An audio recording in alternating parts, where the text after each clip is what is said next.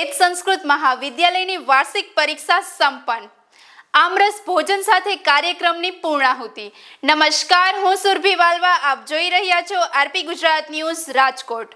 આ સમાચાર જોઈએ વિસ્તારથી। જેતપુરના શ્રી ઈશ્વરિયા મહાદેવ વેદ સંસ્કૃત મહાવિદ્યાલયમાં વાર્ષિક પરીક્ષા સફળતાપૂર્વક પૂર્ણ થઈ। વિદ્યાર્થીઓએ ઉત્સાહભેર મૌખિક અને લેખિત પરીક્ષામાં ભાગ લીધો। પરીક્ષક તરીકે પ્રવીણ જોશી અને દીપક મહેતા ઉપસ્થિત રહ્યા। કાર્યક્રમમાં હિતેન્દ્ર વ્યાસ, નીલમ વ્યાસ સહિત અગ્રણીઓએ હાજરી આપી વિદ્યાર્થીઓને પ્રોત્સાહિત કર્યા। અંતે આમરસના ભોજન સાથે કાર્યક્રમની પૂર્ણાહુતિ કરવામાં આવી અને મહેમાનોનું સ્વાગત કરાયું। વધુ સમાચાર માટે જોડાયેલા રહો આરપી ગુજરાત ન્યૂઝ રાજકોટ। પરિચય આપ લઈ શકો છો। પ્રવીણભાઈ જોશી છે, જે સાંડિલ્ય ઋષિ વેદ પાઠશાળા સુરતથી પધારેલા છે। એ પાઠશાળાના વેદાચાર્ય છે। અને દીપકભાઈ મહેતા, જે સદગુરુ કેશવાનંદ સંસ્કૃત મહાવિદ્યાલય મોરબીમાં છે, તેમના પ્રધાનાચાર્ય છે। એ બંને વિદ્વાનો આજે અમારા બાળકોની વૈદિક પરીક્ષા લેવા માટે પધારેલા છે। આજે પરીક્ષા લેવાથી બાળકોને એક પ્રેરણા અને પ્રોત્સાહન પણ મળશે કે જેથી કરીને એમને ખ્યાલ આવે કે અમે વર્ષ દરમિયાન કેટલું પ્રાપ્ત કરી છે વિદ્યા, અને આગળ ઉપર અમારે કેટલી તૈયારી કરવાની જરૂર છે। મનોરથો મદીયોયમ સફલઃ સર્વથા ત્વયા નિર્વિઘ્ને નૈવ કર્તવ્યો દાસોહમ તવ કેશવ। સર્વેભ્યો નમો નમઃ। આજ રોજ મારે અહીંયા ઈશ્વરિયા મહાદેવ વેદ સંસ્કૃત મહાવિદ્યાલયમાં મોરબીથી આવવાનું થયું છે।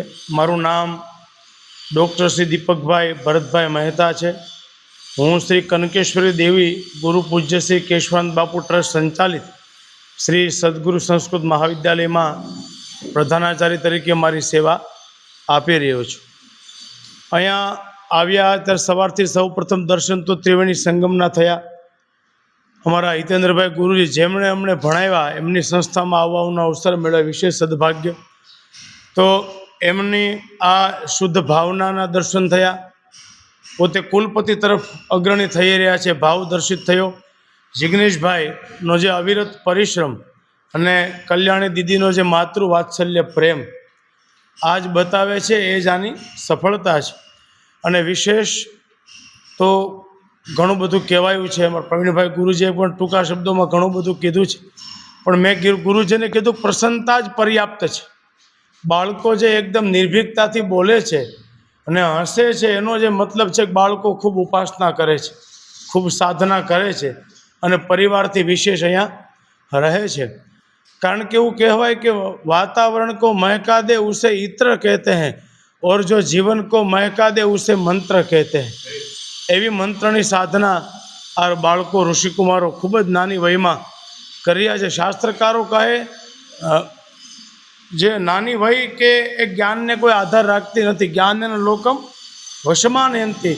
શંકરાચાર્ય મહારાજ જ્યારે મંડન મિશ્ર જોડે ગયા શાસ્ત્રાર્થ માટે, ત્યારે એમણે કીધું કે અપૂર્ણે પંચમે વર્ષે વર્ણયામી જગત્રયમ બાલોહમ જગદાનંદો નસા બાલા સરસ્વતી, કે હું બાળક છું પણ મારી અંદર રહેલી સરસ્વતી બાળક નથી। એવી રીતે આ કદાચ બાળકની ઉંમર વામન જેવી છે, પણ અહીંયા જોયું તો 1 વર્ષમાં જ બાળકો વિરાટ કાર્યો કરતા હોય એવા અમને દર્શન થયા। અને બિલકુલ અતિશયોક્તિ નથી, હું કહું તો બિલકુલ ખોટું નથી કે અમે આવ્યા હતા પરીક્ષક તરીકે, પણ ખરેખર બાળકોને પ્રણામ કરીને જવાનું અમને મન થાય છે।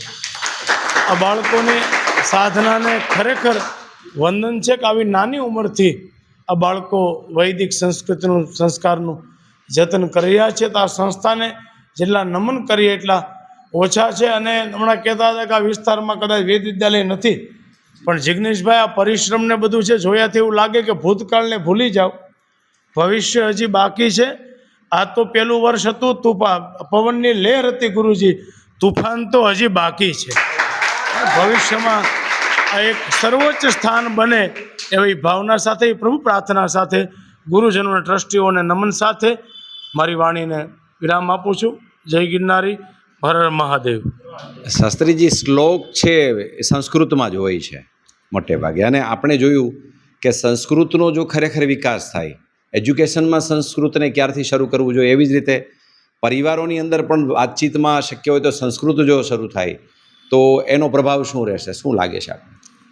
ખૂબ જ સરસ આપે પ્રશ્ન કર્યો છે. સંસ્કૃત ભાષા દેવ ભાષા છે. મૂકમ કરોતિ વાચાલમ પંગુમ લંઘયતે ગિરિમ યત કૃપા તમહમ વંદે પરમાનંદ માધવમ, જે આપણી શાસ્ત્રીય પરંપરા છે એ જ પ્રમાણે સંસ્કૃત ભાષાની તાકાત છે, મૂંગાને બોલતો કરી શકે. એનું ઉદાહરણ એક બાળક છે કે જેને ગુજરાતી અને શબ્દનું જ્ઞાન નથી, અક્ષર જ્ઞાન નથી, છતાં પણ બાળક જે ધારા પ્રવાહથી મંત્ર બોલે છે કે જાણે આપણને એવું લાગે કે શરીર બાળકનું છે, અંદરથી ઈશ્વરીય મહાદેવ આવીને જ બોલતા હોય. આવો ભાવ એ સંસ્કૃત ભાષામાં છે. સંસ્કૃત દેવોની ભાષા છે, એમાં લાગણી જન્મે, પરસ્પર પ્રેમ જન્મે, અને પરિવાર સુધી જો સંસ્કૃત જન જન સુધી, ઘર ઘર સુધી સંસ્કૃત પહોંચશે તો વાસ્તવમાં ભારતને વિશ્વગુરુ થતાં કોઈ રોકી શકશે નહીં. કારણ કે શાસ્ત્રકારો કહે છે કે સંસ્કૃતમ એ પ્રશંસંતી ધન્યમ જીવંતી તે બુધાહ, સંસ્કૃતમ એ ચ નિંદંતી વૃથા જીવંતી તે અબુધાહ. કે સંસ્કૃતિની જે પ્રશંસા કરે સંસ્કૃતની એ ધન્ય જીવે છે, જે નિંદા કરે છે વૃથા જીવે છે. કારણ કે સંસ્કૃતમાં બધું જ છે. સંસ્કૃતે સકલમ શાસ્ત્રમ, સંસ્કૃતે સકલા કલા, સંસ્કૃતે સકલમ જ્ઞાનમ, સંસ્કૃતે કિમ ન વિદ્યતે. અર્થાત સંસ્કૃતમાં બધું રહેલું છે. અને વિશેષ પ્રશંસા કરતા સંસ્કૃતનો એક એવો દિવ્ય એક શ્લોક છે કે અંગીકૃતા કોટિ મિતાશ્ચ ભાષા નાંગીકૃતા દેવ ભાષા ચ એન ન શોભતે તસ્ય મુખાર વિંદમ સિંદૂર બિંદુર વિધવા લલાટે. કદાચ ગમે એટલી ભાષા ભણ્યા હોય પણ જો સંસ્કૃત ભાષા ન ભણ્યા હોય તો એનું લલાટ એવી રીતે નથી શોભતું જેવી રીતે વિધવા સ્ત્રીનું મસ્તક બિંદુ વગર નથી શોભતું.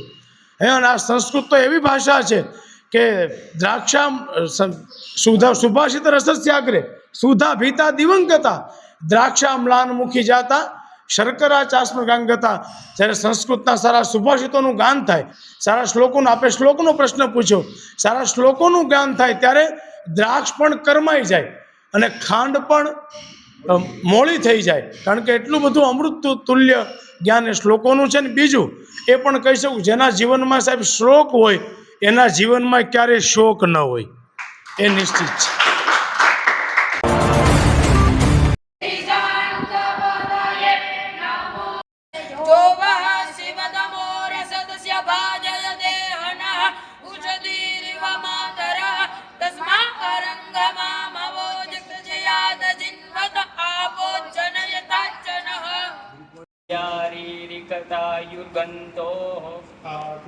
आकृष्णेन रजसा वर्तमान निवेशयन्नमृतं मर्त्यञ्च हिरण्येन सविता रथेन देवो जाति भुवनानि पश्यन् बृहस्पति अतियदर्जो हरेहाद्युमद्विभाति क्रतुमज्जने जदीदय छ वत्सरे प्रजात तदस्मा सूत्रवीणं देहि चित्रम् जपा